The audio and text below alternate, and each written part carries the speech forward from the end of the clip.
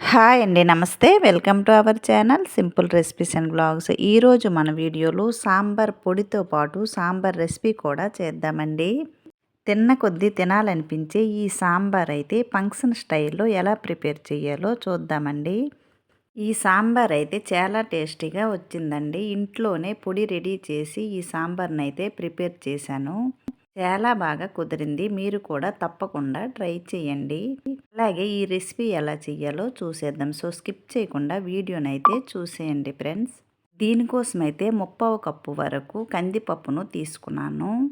అలాగే 1/2 కప్పు వరకు పెసరపప్పును తీసుకున్నానండి. మొత్తంగా అయితే 1 కప్పు వరకు పప్పులను తీసుకున్నాను. పప్పును శుభ్రంగా కడిగి వీటిలో నీరు వేసి నానబెట్టుకోవాలి. తరువాత మరో బౌల్లో చింతపండును నానబెట్టుకోవాలండి. నేను తీసుకున్న క్వాంటిటీకి నిమ్మకాయ సైజు కంటే కొద్దిగా పెద్దగా చింతపండును తీసుకున్నాను. ఇవి నానేలోన సాంబార్ పొడినైతే ప్రిపేర్ చేద్దామండి. దీనికోసమైతే మనం కావలసిన ఇంగ్రీడియంట్స్ అన్నీ రెడీ చేసి పెట్టుకున్నాను. ఇప్పుడైతే ప్రాసెస్లోకి వెళ్ళిపోదామండి.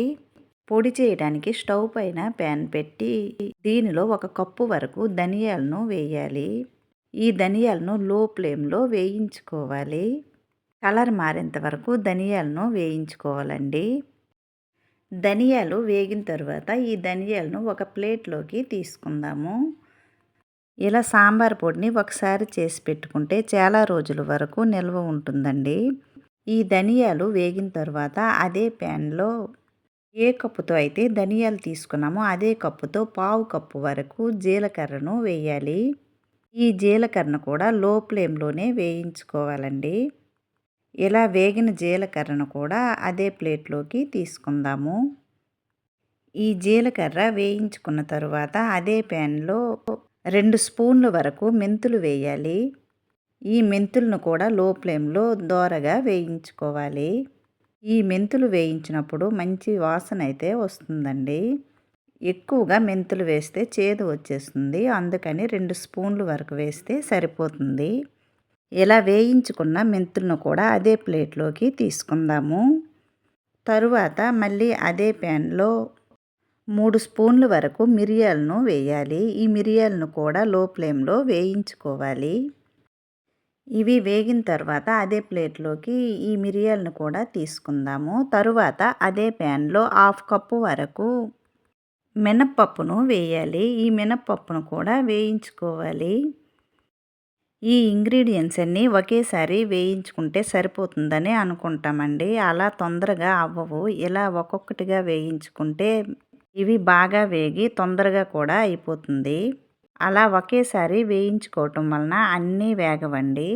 కొన్ని వేగుతాయి, కొన్ని మాడిపోతాయి. అందుకని ఒక్కొక్కటిగా వేసుకుంటేనే తొందరగా అవుతుంది. మినపప్పు వేగిన తర్వాత అదే ప్యాన్లో 1/2 కప్పు వరకు శనగపప్పును వేసి ఈ శనగపప్పును కూడా వేయించి తీసుకోవాలి. తరువాత దీనిలో 1/4 కప్పు వరకు బియ్యమును వేసి ఈ బియ్యమును లో ఫ్లేమ్లో వేయించుకోవాలి. ఇలా ఈ పొడిలో బియ్యం వేయటం వల్ల చాలా బాగుంటుంది. అలాగే సాంబారు చిక్కగా వస్తుందండి. ఈ బియ్యం వేగిన తర్వాత వీటిని కూడా ఒక ప్లేట్లోకి తీసుకోవాలి. తరువాత అదే ప్యాన్లో ఒక 10-12 వరకు ఎండుమిర్చిని వేసి వీటిని కూడా వేయించి ఒక ప్లేట్లోకి తీసుకుందాము. తరువాత వీటిని పూర్తిగా చల్లారనివ్వాలండి. ఇవి చల్లారేలోన మనం ముందుగా నానబెట్టుకున్న కందిపప్పు పెసరపప్పునైతే కుక్కర్లో వేసి దీనిలో 1 స్పూన్ వరకు పసుపు వేసి ఈ పప్పును మెత్తగా ఉడికించుకుందాము. 4 విజిల్స్ వచ్చిన తర్వాత ఈ పప్పు అయితే మెత్తగా ఉడికిందండి. ఇప్పుడైతే సాంబార్ను ప్రిపేర్ చేద్దాము. దీనికోసమైతే స్టవ్ పైన ప్యాన్ పెట్టి 1 స్పూన్ వరకు ఆయిల్ వేయాలి. ఆయిల్ హీట్ అయిన తర్వాత దీనిలో కట్ చేసుకున్న ఉల్లిపాయలను వేయాలి. చిన్న ఉల్లిపాయలు సాంబార్ ఉల్లిపాయలు కానీ ఉంటే అవి వేసుకుంటే బాగుంటాయండి. తరువాత దీనిలో కట్ చేసుకున్న మునక్కాయలు, బెండకాయలు, గుమ్మడికాయలను వేసానండి.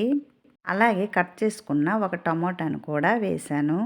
మీకు ఏ వెజిటేబుల్స్ అందుబాటులో ఉంటే ఆ వెజిటేబుల్స్ను వేసుకోవచ్చు. తరువాత దీనిలో ఒక చిన్న గ్లాస్ వరకు నీరు వేసి మూత పెట్టి ఈ ముక్కలను ముందుగా ఉడికించుకోవాలి. ఇవి ఉడికేలోన మనం ముందుగా వేయించుకున్న మసాలా దినుసులు ఉన్నాయి కదండి, ఇవన్నీ ఒక మిక్సీ జార్లో వేసి మెత్తగా పౌడర్ను చేసుకోవాలి. వీటిలో ఎండు కొబ్బరి కూడా వేయొచ్చండి. ఎండు కొబ్బరి నా దగ్గర లేదండి, అందుకని వేయలేదు. లేదంటే ఎండు కొబ్బరి వేసినా మంచి టేస్ట్ వస్తుంది. ఇలా మెత్తగా పౌడర్నైతే చేసుకోవాలి. ఇప్పుడు సాంబార్ పౌడర్ కూడా రెడీ అయ్యిందండి. ఇలా ఈ పొడిని ఒక్కసారి చేసి స్టోర్ చేసుకుంటే చాలా రోజుల వరకు నిల్వ ఉంటుంది. పొడిని ఒక్క సాంబార్లో కాకుండా పులుసులో కూడా వేస్తే చాలా టేస్టీగా వస్తుందండి. ఇవి మిక్స్ అయ్యేలోన ఇక్కడ ముక్కలైతే ఉడికాయి.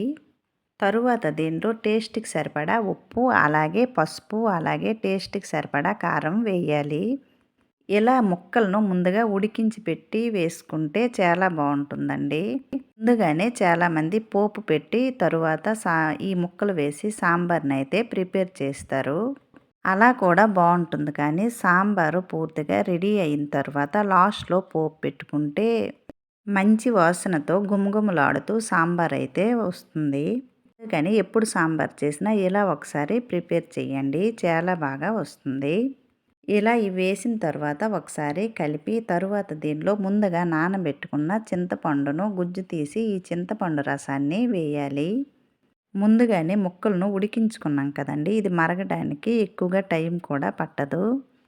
ఈ చింతపండును మీరు తిన్న పులుపును బట్టి ఈ రసాన్ని తీసి వేసుకోవాలి. ఇలా చింతపండు గుజ్జును వేసిన తర్వాత దీనిలో మనం ముందుగా ఉడికించుకున్న కందిపప్పును వేయాలి. ఈ కందిపప్పు అయితే పూర్తిగా మెత్తగా ఉడికిందండి. ఈ పప్పుని ఇప్పుడు దీనిలో వేసుకుందాము. ఈ పప్పును వేసిన తర్వాత గరిటెతో దీన్ని కలుపుకోవాలి. తరువాత దీనిలో ఒక చిన్న గ్లాస్ వరకు నీరు వేయాలి. అలాగే దీనిలో 4-5 పచ్చిమిర్చిని కట్ చేసి వేయాలి. ఇలా పోపులో కాకుండా మరుగుతున్నప్పుడు ఈ పచ్చిమిర్చిని వేస్తే చాలా బాగుంటుంది. ఇలా పచ్చిమిర్చిని వేసిన తర్వాత ఈ సాంబార్ను 5 నిమిషాల పాటు మరిగించుకుందాము. ముందుగానే ముక్కలు ఉడికాయి కదండి, 5 నిమిషాలు మరిగించుకుంటే సరిపోతుంది. తరువాత దీనిలో మనం రెడీ చేసుకున్న సాంబార్ పొడిని అయితే వేసుకుందామండి. వీటిని 2 స్పూన్ల వరకు అయితే సాంబార్ పొడిని వేసాను. ఈ పొడి వేసిన తర్వాత ఒకసారి కలుపుకుంటే టేస్టీగా ఉండే సాంబార్ అయితే రెడీ అయిందండి. చూడండి, సాంబార్ అయితే ఎక్కువగా చిక్కగా లేకుండా అలా అని పలుచగా లేకుండా పర్ఫెక్ట్గా వచ్చిందండి. ఇక్కడైతే సాంబార్ చేస్తున్నప్పుడు మంచి వాసనతో గుమగుమలాడిపోతుందండి. తరువాత ఈ సాంబార్ను పోపు పెట్టుకుందాము. దీనికోసమైతే స్టవ్ పైన ప్యాన్ పెట్టి 1 స్పూన్ వరకు ఆయిల్ వేయాలి. ఈ ఆయిల్ హీట్ అయిన తరువాత దీనిలో జీలకర్ర, ఆవాలు, సోంపు వేయాలి. ఇవి చిటపటలాడిన తర్వాత దీనిలో కచ్చాపచ్చాగా దంచుకున్న వెల్లుల్లిని వేయాలి. ముందుగా ముక్కలు ఉడికించుకున్నప్పుడు ఉల్లిపాయలు వేసాం కదండి, అందుకని ఇప్పుడైతే ఉల్లిపాయలు ఏమీ వేయడం లేదు. తరువాత దీనిలో చిటికెడు ఇంగువను వేయాలి. ఈ ఇంగువ హెల్త్కి కూడా చాలా మంచిది, అలాగే సాంబార్కి కూడా మంచి టేస్ట్ని ఇస్తుందండి. తరువాత దీనిలో ఎండుమిర్చి, కొద్దిగా కరివేపాకును వేసి ఈ పోపును బాగా వేయించుకోవాలి. ఇలా వేయించుకున్న పోపును మనం ముందుగా రెడీ చేసి పెట్టుకున్న సాంబార్లో వేసి వెంటనే మూత పెట్టేయాలండి. ఇలా మూత పెట్టి 2 నిమిషాలు అలాగే వదిలేయండి. ఈ పోపు ఫ్లేవర్ అంతా సాంబార్కు పడుతుంది. ఇప్పుడైతే ఈ సాంబార్ను ఒక బౌల్లోకి తీసుకుందాము. అంతేనండి, టేస్టీగా ఉండే సాంబార్ అయితే రెడీ అయింది. సాంబార్ అయితే చాలా టేస్టీగా వచ్చిందండి. మీరు కూడా ఈ పొడి వేసి తప్పకుండా ట్రై చేయండి, మీకే తెలుస్తుంది. అలాగే ఫ్రీ టైం దొరికినప్పుడు రిమైనింగ్ వీడియోస్ను కూడా చెక్ చేయండి ఫ్రెండ్స్. అలాగే ఈ రెసిపీ నచ్చినట్లయితే లైక్ చేయండి, షేర్ చేయండి, సబ్స్క్రైబ్ చేయండి.